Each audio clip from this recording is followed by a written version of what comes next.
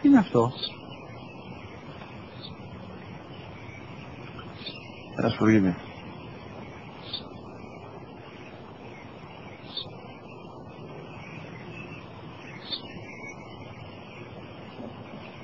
Τι είναι αυτό? Μόλις τώρα στο πατέρα, σπουργίτη είναι.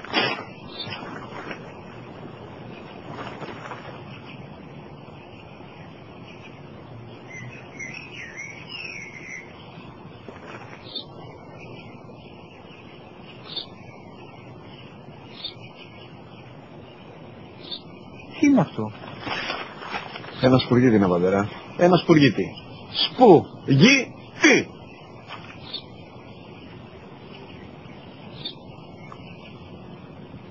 Τι είναι αυτό? Γιατί το κάνεις αυτό το πράγμα, μπορείς να μου πεις? Τόσες φορές σου είπα, είναι ένα σπουργίτη. Δεν το καταλαβαίνεις. Πού πας?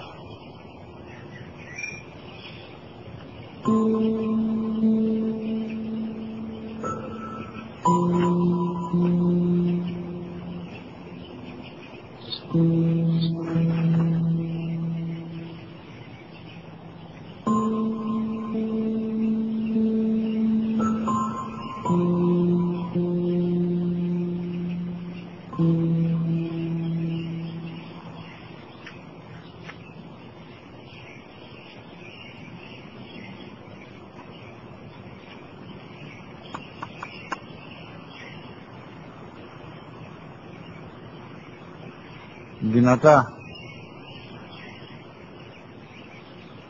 Σήμερα ο μικρός μου γιος που πριν λίγες μέρες έκλεισε τα 3 καθόταν μαζί μου έξω στο πάρκο όταν ένας σπουργίτη ήρθε και κάθισε απέναντί μας. Ο γιος μου με ρώτησε 21 φορές τι ήταν αυτό και του απάντησε και τις 21 φορές ότι ήταν